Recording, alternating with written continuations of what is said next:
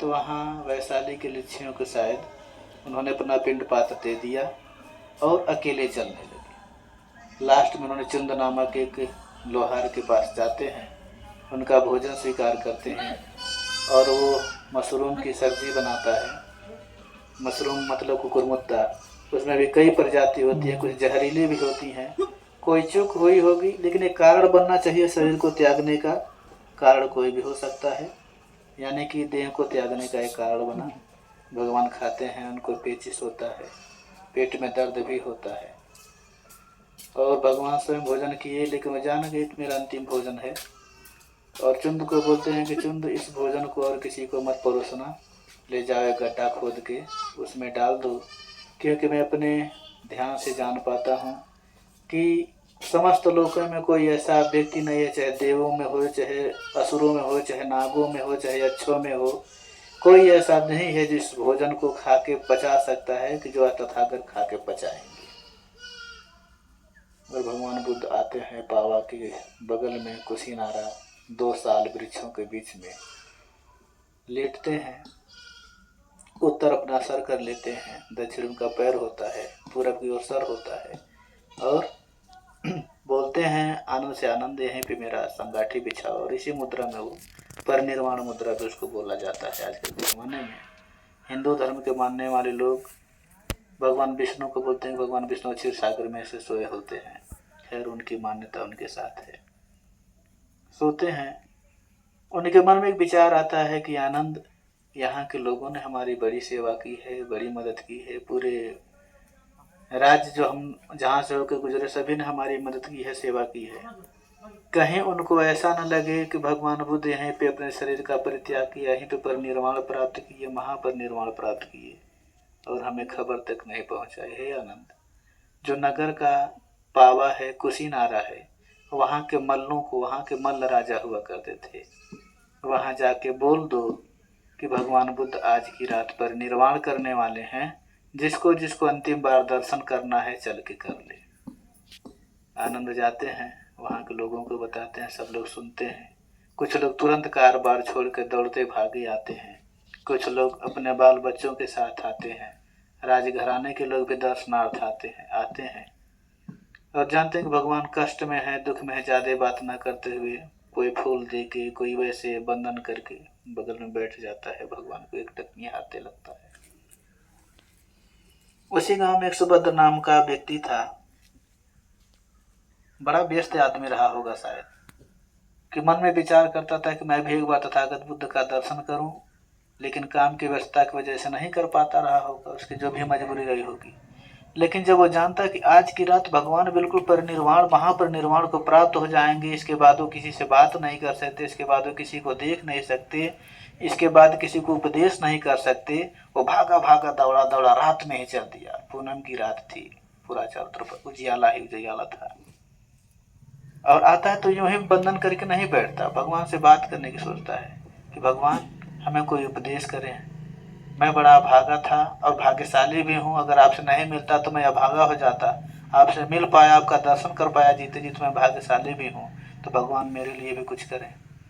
तमाम भिक्षु संग होते हैं, वो बोलते हैं कि अरे यार, अब तक कितना समय था, 80 साल तक भगवान घूम घूम कर उपदेश ही किए, इसे नहीं मिले, अब शरीर का परित्याग कर रहे हैं, भगवान पीड़ा में हो सकते हैं, कष्ट में हो सकते हैं, क्या इनको जाते वक्त दुनिया से परेशान कर रहे हो। ये डिस्कशन भगवान के कानों तक जाती है। शायद एक ही पर यार आधा पहर बचा रहा था, भगवान बिल्कुल शांत हो जाता उनका शरीर। उस अवस्था में भी बुलाते हैं कि आनंद से मत रोको, आओ पूछो क्या पूछना है तुमसे। सुभद्र कहता है कि भगवान बहुत कुछ नहीं, छोटी सी चीज है।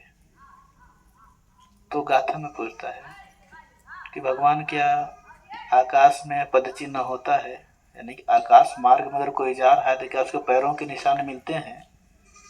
क्या इस श्रवण जो आप उपदेश दे रहे हैं इसके बाहर भी कोई मुक्त हो सकता है?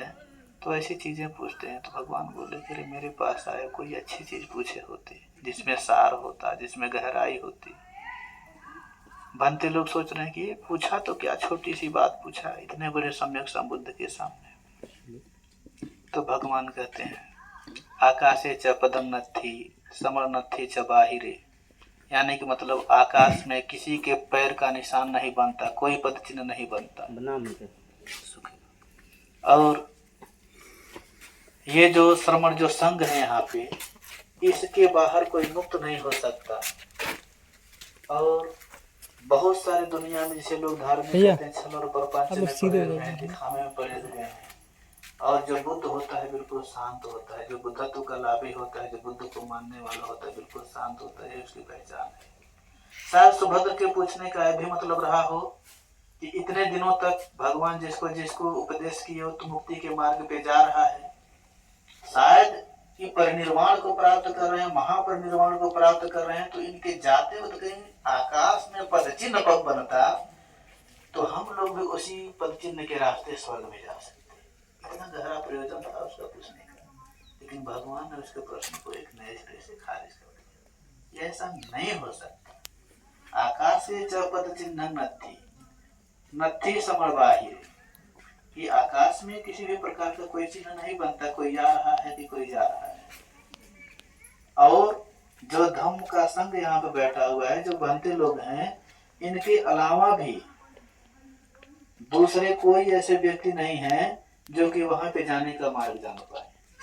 क्योंकि भगवान बुद्ध ने विपश्यना दिया, साधना दिया। विपश्यना जब आप करेंगे, बैठेंगे, तो थोड़ी सी शारीरिक कष्ट होती है, क्योंकि 12-12 घंटा 10-10 घंटा लगातार बैठना होता है, रीढ़ की हड्डी सीधी करके। आप बाहर देख रहे हैं तो अंतर देखने की अंतर्मुखी होना पड़ता है। वहां पे आप अपने छोटे छोटे नसों के चाल को समझ सकते हैं, मन और चित्त की अवस्था को समझ सकते हैं। भगवान बुद्ध ने ऐसा विपश्यना की विधि दिखाई।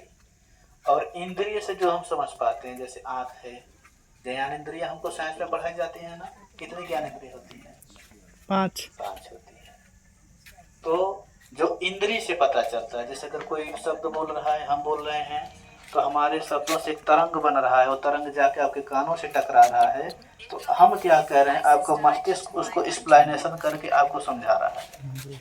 आप आंख बंद किए हैं, आंख की तरंगे काम करना बंद कर दी। आंख खोलते हैं, आंख से जो वेव तरंग जाते हैं वो दृश्य से टकराते हैं, फिर वापस आते हैं, तो हमारे माइंड को सूचित करता है। ये सब क्रिया इतनी फास्ट होती है कि हमारा दिमाग उसको नोटिस नहीं कर पाता है। हम किसी को स्पर्श करते हैं, उसकी चमड़ी मुलायम है कि टाइट है, ये संज्ञा, ये संस्कार, ये उपादान, ये स्कंद हमारे टच करने से, हमारे इंद्रियों के हिसाब से हमारे शरीर को पता चलता है। लेकिन जब हम विपश्यना में बैठते हैं तो इंद्रियों के परे की चीज हम जान पाते हैं। जैसे आप ख्वाब देखते हैं, ख्वाब देखना जैसा होता है उसमें हमारी इंद्रियां कोई काम नहीं करती हैं। हम खुले आंखों से ख्वाब देख पाते हैं? नहीं देख पाते हैं। वो डायरेक्ट ऐसा सूचना का संचार बन जाता है कि हमारे मस्तिष्क में वो छवि या फिर आकृति मिल पाती है फिल्मों की तरह, और जो हमारी इंद्रियां जो ही एक्टिव हुई वो चीज खत्म हो गई। जो हमारी पूरी इंद्रियां बिल्कुल शांत हो गई, सुसुप्त हो गई, तो प्रक्रिया कभी कभी ख्वाब देखने का चालू हो जाता है। सेम ऐसी चीज, जब आप अपने मन को बाहर की तरफ लगाएंगे तो अंदर का कनेक्शन कट जाएगा, और जब बाहर के कनेक्शन को आप काट देंगे तो ही अंदर की कनेक्शन चालू हो पाती है। ये सब इंद्रियों के परी की चीज है। तो इसलिए भगवान कहते हैं महापरिनिर्वाण सूत्र में कि जो श्रमण हैं, जो भंते संघ हैं, जो भिक्षु लोग हैं, जो अपना घर परिवार सब कुछ त्याग के चल रहे हैं, मुक्ति की मार्ग ढूंढ रहे हैं, इसके अलावा शहर के बाहर रहने वाले लोग, शहर के बाहर रह के दिखावा करने वाले लोग, दिखावाओं में धर्म को बनाने वाले लोग, ये लोग मुक्ति के मार्ग का तिल भर हिस्सा नहीं जाने हैं। इसलिए हे सुभद्र, ये जो हमारा संघ है, भिक्षु संघ, इसके बाहर लोग भी मुक्त होने का लगभग ना के बराबर संभावना है। अगर मुक्त होना है जीवन और मृत्यु से, तो संघ के बताए हुए नियमों से ही चल के आदमी हो सकता है। भगवान कहते हैं कि जीवन है तो मृत्यु। भगवान कहते हैं सबसे पर उनका शोध ही दुख पे होता है। जाति दुखा, जरा दुखा, व्याधि दुखा, मरण दुखा। 4 मूल चीज होते हैं दुख के। हमारा जन्म भी होता है तो असहनीय पीड़ा सहते हुए ही होता है, रोते हुए होता है। जो व्यक्ति पैदा होते न रोए उसको लोग मार के रुलाते हैं, चेक करते हैं कि जिंदा है कि नहीं। तो पहला प्रमाण उसका रोने से ही मिलता है। जाति, जाति में से अलग जाति नहीं, तुम कौन सी जाति हो। भगवान के उपदेश में जो जाति का मतलब होता है उसका आशय जन्म है, बर्थ, पुनर्भव होना, उत्पन्न होना। जाति दुख है, जाति दुख है तो जरा दुख है, यानी कि जीवन दुख से भरा हुआ है। आप चल रहे हैं, आपसे पूछा जाए कि आप सुखी हैं, तो ब्रह्मवश बोल सकते हैं सुखी हैं। सुखी भी हैं तो कुछ समय के लिए सुखी हैं, नहीं तो मानसिक पीड़ा से घिरे हुए हैं, मानसिक दुख से घिरे हुए हैं। काम करते वक्त तो घमलोड के पीड़ा से घिरे हुए हैं। चलते समय आपके मांसपेशियों में दर्द हो रही है, उससे घिरे हुए हैं। बाइक चला रहे हैं तो भी बाहर की हवाएं चोट कर रही हैं, पीठ में दर्द हो रहा है। एक्सीलेटर लेते वक्त आपको दर्द हो रहा है, यानी कि दुख है, इससे नकारा नहीं जा सकता। मानिए हल्के फुल्के दुख आपको नहीं आभास हो रहे हैं, लेकिन भगवान कहते हैं व्याधि दुख है, यानी कि एक शरीर में एक ऐसी अवस्था आती है, बीमारी लग जाती है, चोट हो जाता है, घाव हो जाता है, सडनली एक्सीडेंट हो जाता है, इससे दुख होता है, व्याधि दुख है। लास्ट में कहते हैं मरण दुख है, कि मृत्यु भी एक दुख है। पूरे जीवन आप लाख कोशिश कर लीजिए, कितना से कितना पैसा कमा लीजिए, सुंदरतम स्त्री से आपकी शादी हो जाए, सुख सुविधाएं की पूरी चीज चारों तरफ आपके आसपास बिखेर दी जाए, फिर भी आप सुखी नहीं रह सकते, क्योंकि सुखी होना दुखी होना आपके मन के स्वभाव के ऊपर डिपेंड करता है। सुखी तभी हो सकते हैं जब अपने अंदर के तृष्णा का उपशमन कर देते हैं। सुखी तभी हो सकते हैं जब अपने अंदर के द्वेष को खत्म कर देते हैं। सुखी तभी हो सकते जब अपने अंदर के राग का उपशमन कर देते हैं। तीन मोटी मोटी चीज भगवान ने बताया है।